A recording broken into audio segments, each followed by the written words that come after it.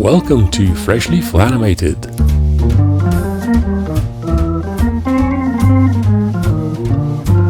This will be a follow-up to our previous video where I showed you how to animate a walk cycle with perfectly looping feet which never slide against a panning background.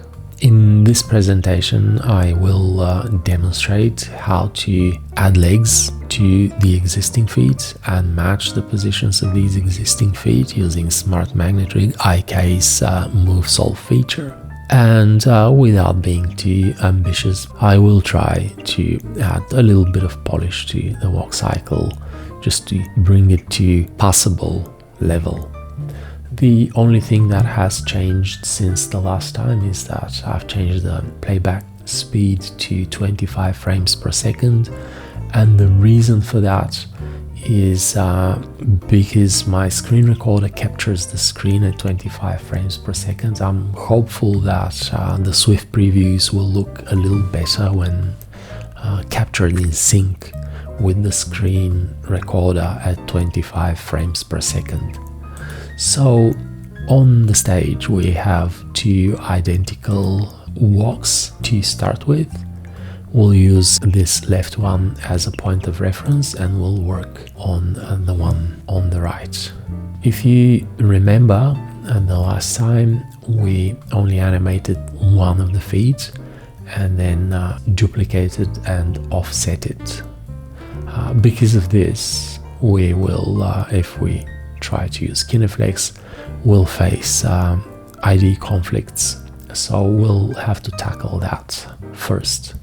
But before doing this, we'll need to reintroduce the leg symbols.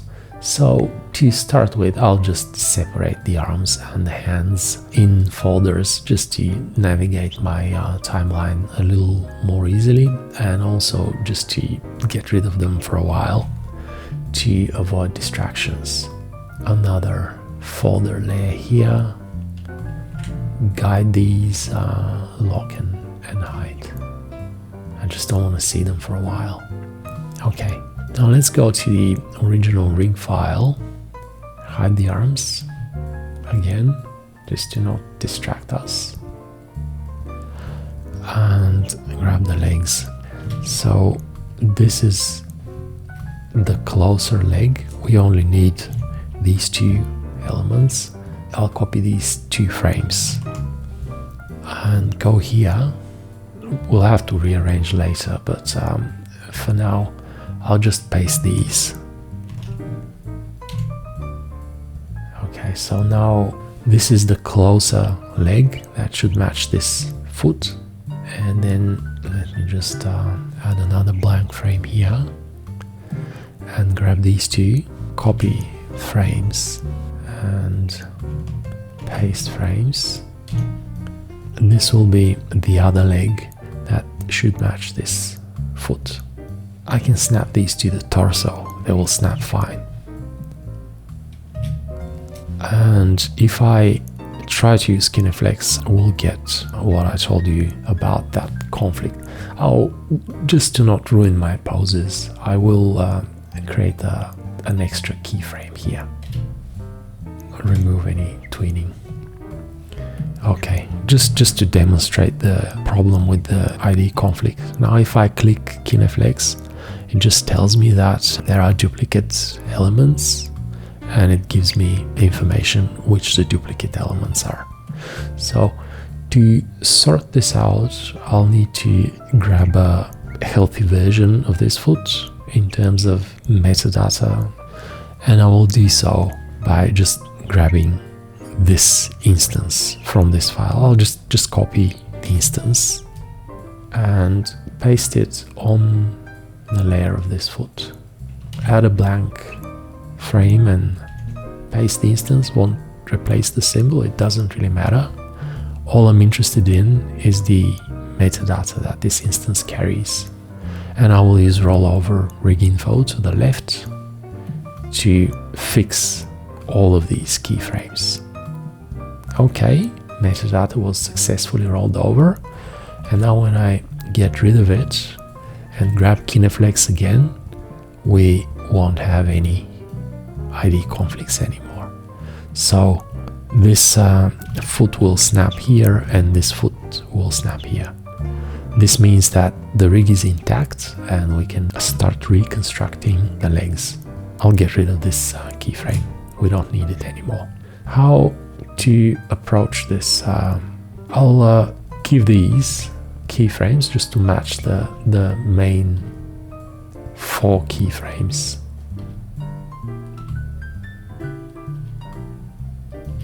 This one, 25, is a copy of one. Then I will show the effectors, and we'll do the following. We'll select the feet, and with the feet selected, we'll press the Move Solve button. This one, the little magnet here. And there you go. The IK chains get solved based on the position of the feet. So we're basically matching the positions of the feet with the legs. So snap, it's as easy as just a couple of clicks. This is the power of Smart Magnet Rig IK. It's amazing. Select the feet and press the Move Solve button, and the IK chains will match the position of the feet. And this one is a duplicate, doesn't really matter whether I'll solve it or not. So if I give these twins, rearrange the layers, so feet have to be above the legs, and now we can play it back and have a look what we've done so far. Not ideal, but it's a start. Now I'd like to show you another technique which is very much similar to what we did with the foot the first time, and it basically involves getting rid of all these and animating only one leg. Now this time I will keep these elements on the side just so that I will be able to reconstruct the Smart Magnet Rig chains with rolling over rig information. But we'll only use this one leg to animate, and we'll proceed like this. I'll create a duplicate instance here, then I'll mask this to only reveal the leg. Move the copy a little bit like this, so I'm simulating the opposite leg. Change the brightness so that it's a little darker, and then at frame 13 add a keyframe, grab this bit, put it there, and then remove these. So we have this offset. Now if we play it back, we only have one leg to animate, but we can preview our animation and we can see 2 of them. This is only temporary. Okay, now let's go inside and work on our one leg. We'll have to match a few more positions, so let's create a keyframe here and show the effectors and match this foot. Now here we're all good. I will say that even though that will be faking it, I would like to have the leg straight by this point. So I'll lock the foot, and with Kineflex I'll just straighten this chain. Regardless of not being a perfect match for the foot, I don't want to have bent knees. And goes well up to this point, I guess. But again, I would say I'd rather have a straight leg here. So I'll just straighten it. Regardless of faking it, I'd rather have a straight leg. Okay, now from this point onward, we will need to match the leg here in this position. So show the effectors, select the foot and match it with the leg. And now let's look at this part of the animation. So basically what happens is that we can try to match this one as well. I have to show the effectors. Okay. And now from the point when the foot leaves the ground, we need to do some FK cleanup. Now let's switch the onion skinning on. Let's play back the animation to see how we're going. So it's already looking better. Now let's look at this part of our animation. How does it travel from the moment it leaves the ground? I might actually want to lower the leg a little bit here, just to not lift it too high. And then from this point to this point, we need to do just normal FK cleanup. So I'll go Alt Q, and now it starts digging into the ground. Let's look at it again. Let me just anchor the markers, and we'll have to fix these more or less one by one, just creating something of an arc. This is the middle one, and go like this, and the previous one just like this, and then this one like this. Okay, so we have something of an arc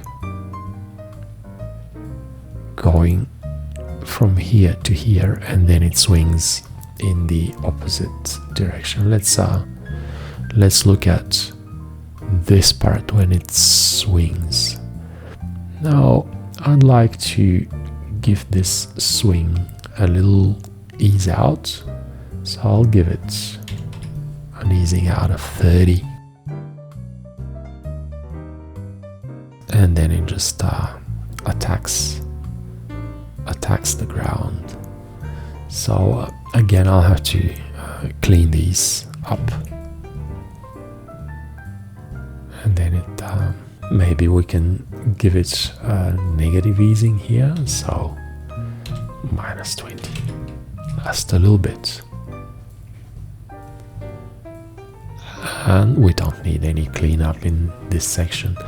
Let's see the movement. All right, let's play it back and look at the preview. See, within a few minutes we have functioning legs. Now I'll add a little softer version of the foot from the moment he lifts his heel. So let me go inside this foot symbol here and add a frame. Soften it just a little bit. Nothing drastic.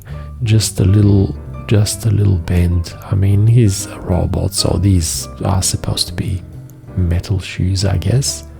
But still, let me just go like this, just to soften this part a little bit. So here we'll go frame 2, and for all of these as well.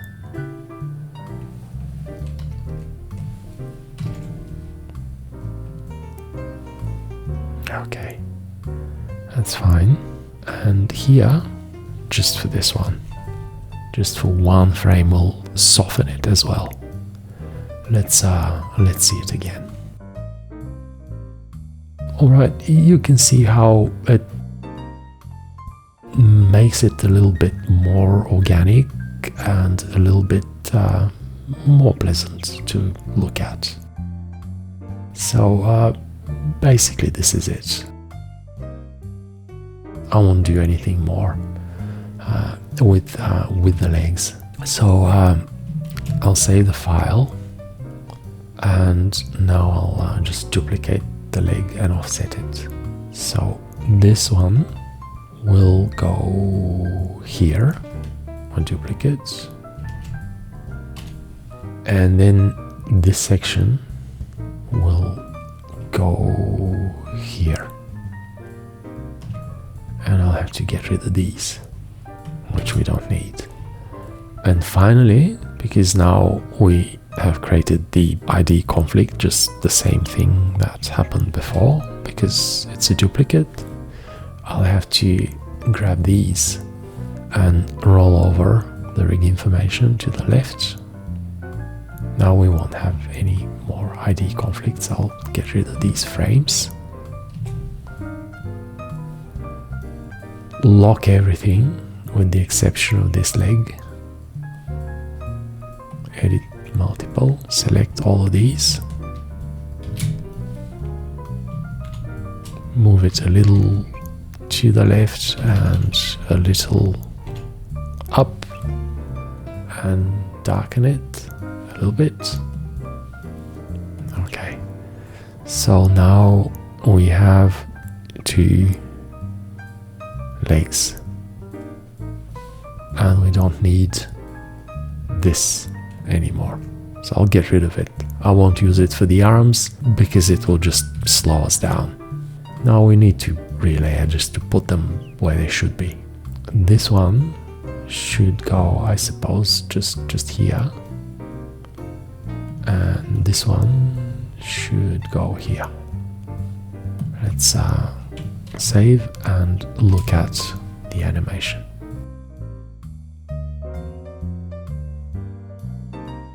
Alright, it's quite passable, so it's not bad at all. Now let's have a quick look at those arms. Unguide these layers first and play back the animation again. Now if you remember, when we animated the torso, we gave all of these easing of 30. We favor the passing position, so it slows down here, and then we have -30 going toward the next contact position. So that's good for the body, but it's not very logical for the arms, because these are pendulums, and when they swing, they should actually slow down toward the end points rather than toward the middle. So I will have to change that, and I will just basically reverse it. I'll give these -30, and same for this one and this one and this one, and then +30 here, +30, and +30 here and here. Now obviously there will be offset during the tweens. The shoulder won't match, but the dynamics will be okay, and then yeah, it's smoother, as you can see. So we'll fix that with cleanup at the end. I will straighten these in the end positions, more like this and more like this. We'll copy the frame to make it the same as the last one, and straighten here as well, more like this and more like this. Nothing drastic. And then during the passing position, because we have drag, I'll straighten this arm completely. Might introduce a little bit of drag here, so this one arrives here straight, and then it travels straight, and then the opposite will happen here, and this one will be completely straight, kind of symmetrical. Okay. This and this should be exactly the same. Copy it again. Okay, let's play it back again.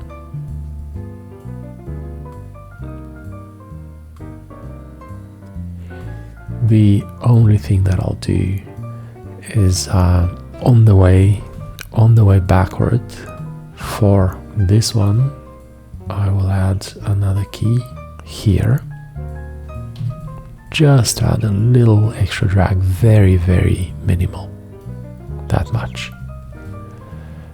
And for the other one on the way back will be these two. I'll repeat this.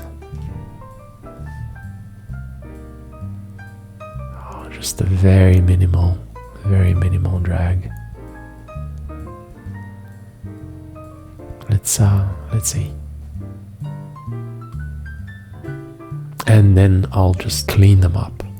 To be able to clean up these though, we'll have to match the frames, the keyframes with the torso as well.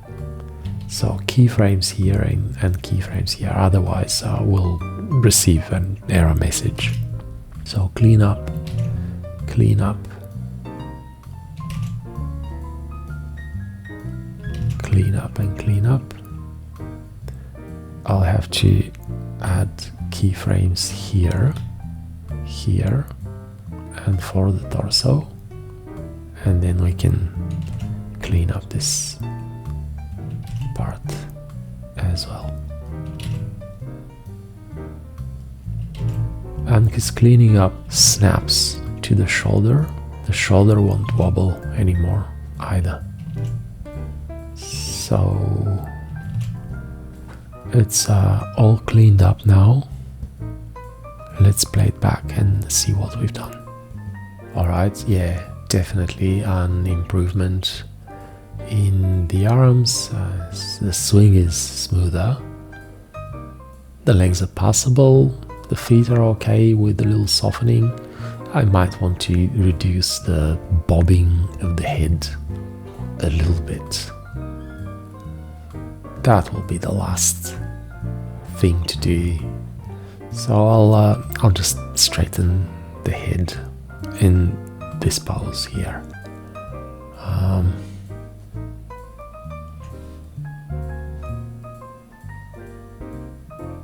Yep, copy here and here, and also have to do that for the neck. So here and here and here, and finally I'll just change the composition a little bit to have it more expressive. Duplicate this guy so that we will have 3 of them walking, marching down the street. With this, I consider my job done. Let's play this back one last time and congratulate ourselves on the good achievement. Definitely an improvement over the starting legless walk cycle. 30 minutes well spent.